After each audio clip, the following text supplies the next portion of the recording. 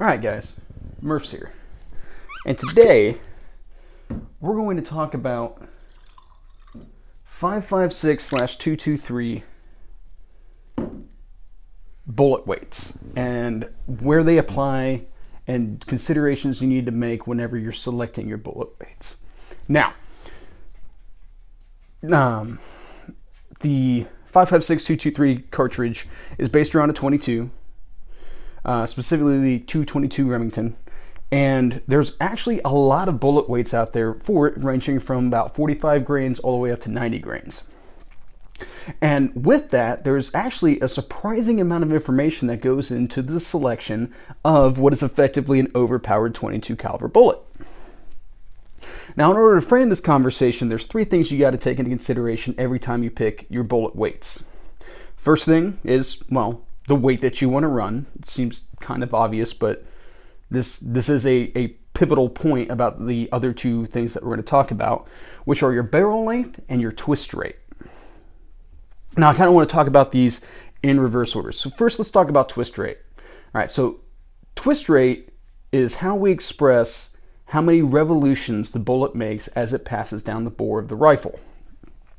It's generally expressed in a ratio 1 to however many inches it takes to make that rotation. So I like to think of it like this. So let's talk about a 1 in 8 twist.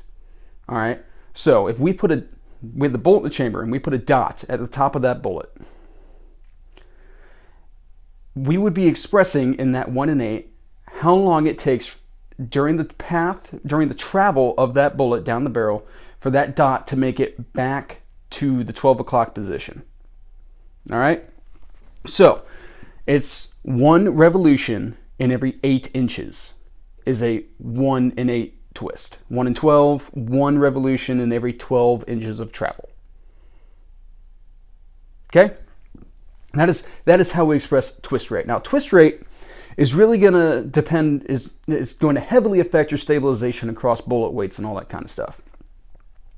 So the general rule of thumb is the larger the bullet, or the heavier the bullet weight, the faster the twist rate.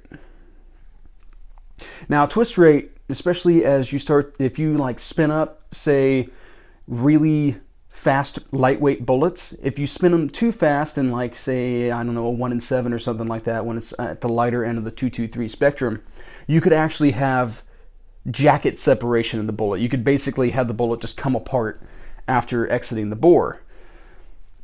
If you go to the other end of the spectrum and you slowly stabilize a heavier bullet, you'll get what we call keyholing, which is when the bullet actually passes through the target sideways. It negatively impacts your accuracy to have that happen. So neither of those are good outcomes. That's why this conversation is so important. Now, barrel length. Out of anything we talk about right now, barrel length probably has the least amount of impact, if I'm being completely honest. There's a couple of niche applications that really affect like barrel length, but for the most part, when we're talking about barrel length, we're more pairing barrel length to our actual rifle application and less with the bullet grainage that's being used. But it is kind of holistic. These parts all play into the end state here. So barrel length does have some bearing in a weird kind of way. We'll get into it more as we go along. And then bullet weight. So bullet weight is going to impact velocities. You know, the standard for a 55 or 62 grain bullet coming out of like an M16 or something like that, you're talking about 2,900 feet per second. 29 to 3,000 feet per second for a 55 or 62 grain bullet. But when you take a 45 grain bullet, which is almost a 22 long rifle. It's like 22 long rifles, like you're looking at 35 to 40 grains, and here we are talking about a 45 grain.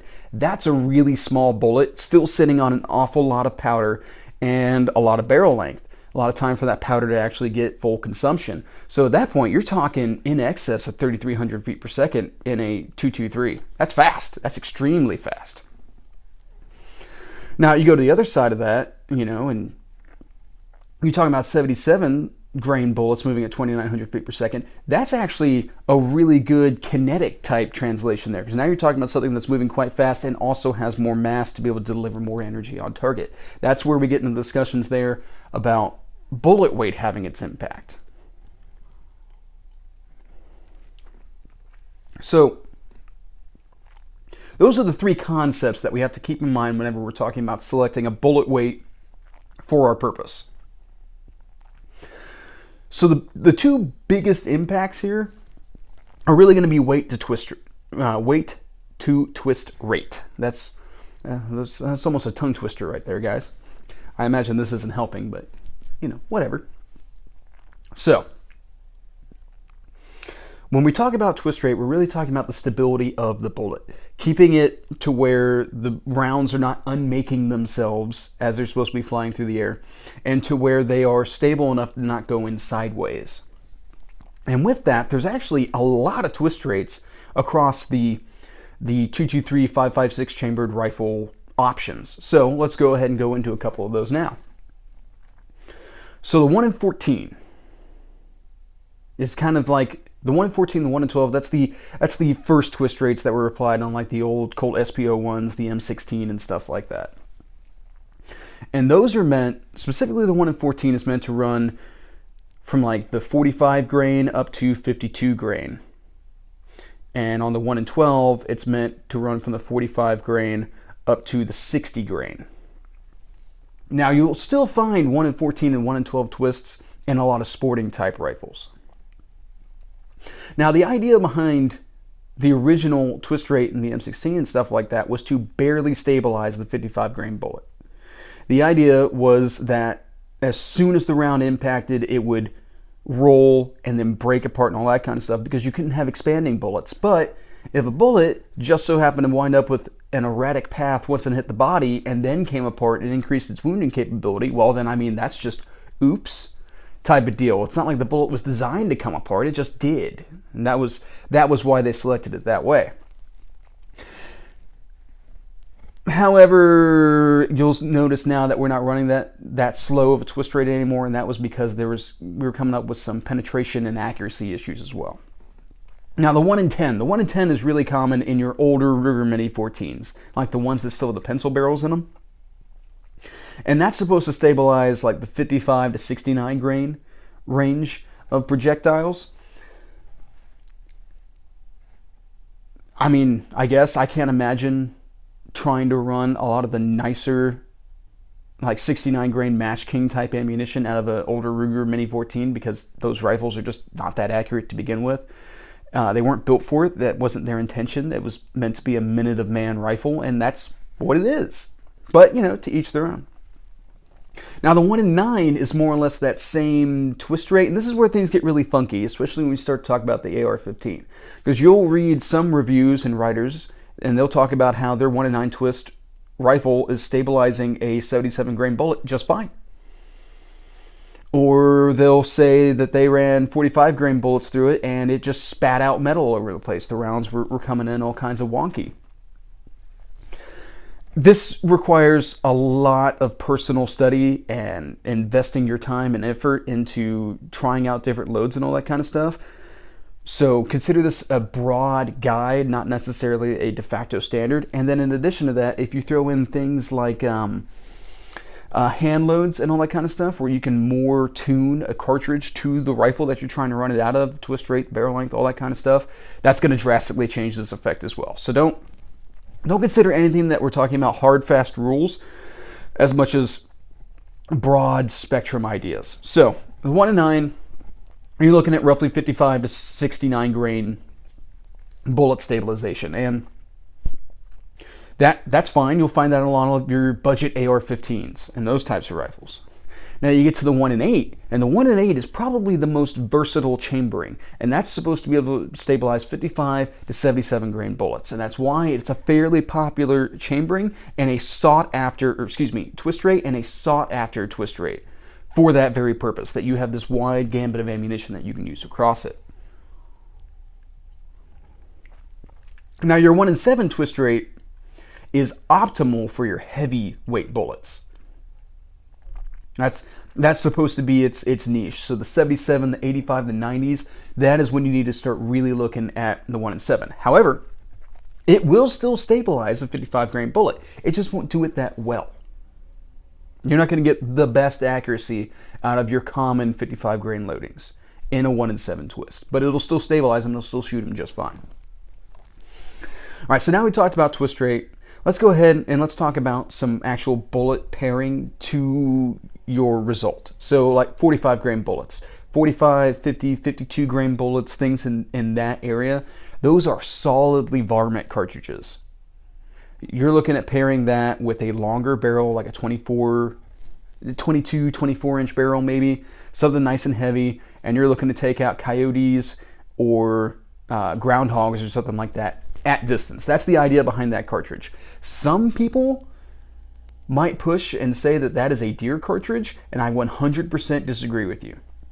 Now, that is going to be all entirely based on your local laws. Like where I live now, any centerfire cartridge is legal for deer hunting. But just because you can doesn't mean you should. And I would consider, most people will consider 223, 556 to be marginal for deer hunting to begin with. I don't 100% agree with that. I think a 55 grain bullet is marginal. I think a 45 grain bullet is unethical. And anything in between those two is unethical. And to me, one of the most important things about hunting in general is that you're making ethical shots. But that's a conversation for another day. So you're 45 to 52, and you can range beyond that. You can find plenty more varmint cartridges, varmint loadings beyond the 45 to 52 grain. I would just say that that is where those cartridges fall in line. That is where they should be. That's what they should be used for.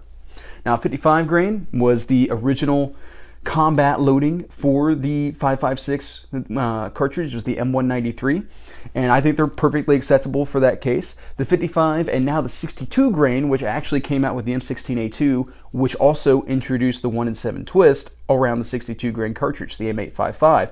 Those are extremely common loadings. They're very comparably priced. It's not like you're going to pay more because it's a 62 grain versus a 55 grain bullet. Carte blanche, guys. Go after, either one is acceptable for your uses, especially if you're talking about general like plinking, target shooting, or training type uses, and all the way up into combat type uses. If you were to find a loading that you liked for that, you could use that for self-defense type measures as well. They're excellent for it. Now there's a lot of other things in between the 62 grain and the 77 grain, but the only thing that really stands out to me is I see a 69 grain Sierra Max King load thrown out quite a bit. I know Mr. Guns and Gear on his channel has done some testing with those for accuracy, and he's had really good results out of it on some rifles. Not all rifles, but some rifles he's had some really good results out of. So, take from that what you will. Now, the 77 grain bullets. So the 77 grain in military service is linked to the Black Hills Mark 262 open tip match load. And this was actually, oddly enough, something that was applied to two rifles with two very different uses. So on the one end of the spectrum, you have the Mark 12 special purpose rifle, the SPR. And this is meant for precision shooting out of a designated marksman's type rifle that can still run the same cartridge as everyone else in the squad, out to 600, maybe an optimistic 700. And it's an excellent cartridge. It's extremely accurate. It's a very good loading. That cartridge was also paired with the Mark 18 CQB rifle, which is a 10.3 inch barrel. And the idea for doing that was that you're running a little bit larger bullet so that you're getting a better mass comparison when you consider that you're cutting out all the velocity aspect of the 5.56. Like, if I have to lose velocity, I might as well go ahead and add mass. And that, to me, mind you, that argument applies in the Mark 18, but it does not as nicely apply to the Mark 12. Now, what do I mean by that? So, you'll see a lot of people, when they get up to a 77 and above grain 5.56 round, suddenly decide that they have some sort of, that they're in a completely different caliber. That they're on a whole new cartridge. They've just brought a far more viable fight stopper. And I disagree. especially when you're starting to talk about tossing those things out at range. You're still talking about a double-digit weighted 22. So you see some guys, I remember I read an article a couple years ago about a guy who took his 5.56 to 1,000. What do you think a 22 is doing at 1,000 yards except bouncing off of someone's chest? And this is not to denigrate anybody's loadings or accuracy or any of that kind of stuff. The important thing to keep in mind is that when we get out to range, how much effector we actually have. Now, the target you hit is way better than the target you don't. So even if you slam around into a guy at 700 and it doesn't kill him, but it puts him out of the fight, that's still a win. And I agree. I 100% agree. However, I wouldn't pick that as my outcome. I'm not sitting there and deciding that literal marginal results are effective. That argument does not track in my mind. I want to actually bring enough gun to permanently put somebody out of commission, not just temporarily. If they can still come back and fight another day, they're still a threat. I haven't neutralized anything. I've fixed a temporary problem. I put a very temporary solution on what is definitely a long-term problem. That's just how I think about that there. Now keep in mind that we went away from the 55 grain because of penetration issues. So the part of the testing is supposed to be able to penetrate a 3/4 inch steel plate. And the 55 grain bullet was doing that at roughly 125-ish yards. When we went to the 62 grain, the M855, and then later on the M855A1, the idea was that we could push that penetration out to 200 some yards. That was supposed to be the goal there. We're talking about punching through steel plate at 200. The effective range is generally rated to be around 300. In all reality, if you have the appropriate application of marksmanship and all that kind of stuff, you can push that out to 400 or 500. Then you add a magnified optic and a 77 grain bullet. You could conceivably make reliable impacts at 6. The question becomes, what is that 22 doing at that range? Keep that in mind. Keep that firmly fixed in your mind as to what it is that you're actually doing, and don't overwork it. Don't overblow it in your mind.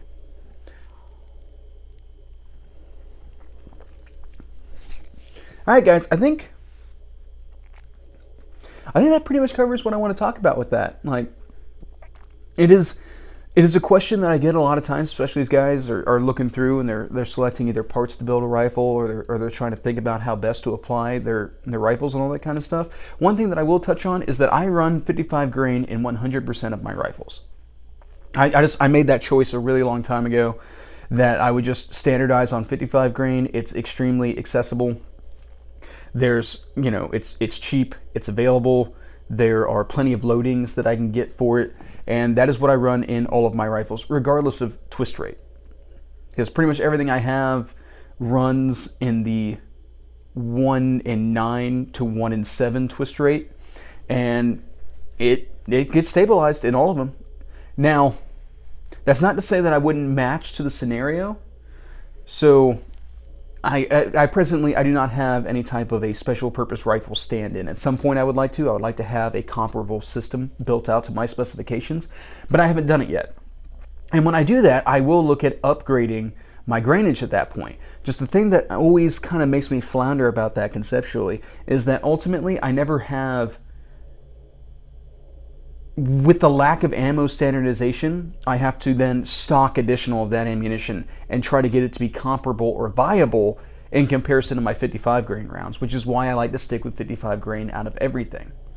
Now, you could say, well, Murph, you could still run 55 grain out of that special purpose rifle. And you're right, I could, but then I have to either have 2 zeros. Well, actually, there's not even any going around. I have to have 2 zeros because I'm going to have a designated fighting load for that rifle, and it's going to be something heavier than 55 grain. So to me, it makes more sense to just have more of that ammunition on hand, but now I've had to diversify, which means that I have to spend more money, time, space, all of the above to be able to stock enough ammunition to be able to train and fight with that rifle, potentially. That's how I pick things conceptually in my mind, and that's why getting to a special purpose rifle has not been that high on my list, or trying to optimize a load for the 77 grain, for the 1 in 7 twist rate has not been very high on my mind, because that rifle still shoots minute of man with 55 grain. Now, in addition to that, as a defensive loading, 55 grain is really fantastic because if you get a soft tip load, that is a very thin copper jacket over a lead core, and they come apart. That's actually a very effective manner to try to either slow it down in media, or if I miss and hit another item, I can hopefully cause that bullet to destabilize and come apart prior to it exiting the house. That's how I think about it in that concept. So it's another reason that kind of draws me over to the 55 grain. Also being more, like a 45 grain would have a similar concept in some sort of soft tip load, but 55's cheaper. 55's more available. All that kind of stuff starts to play into effect. That's the continuum I look at whenever I make that choice. So I guess that's just me kind of raging out for a little bit on twist rates and bullet capabilities and all that kind of stuff, guys. I hope this was helpful, and see you guys around.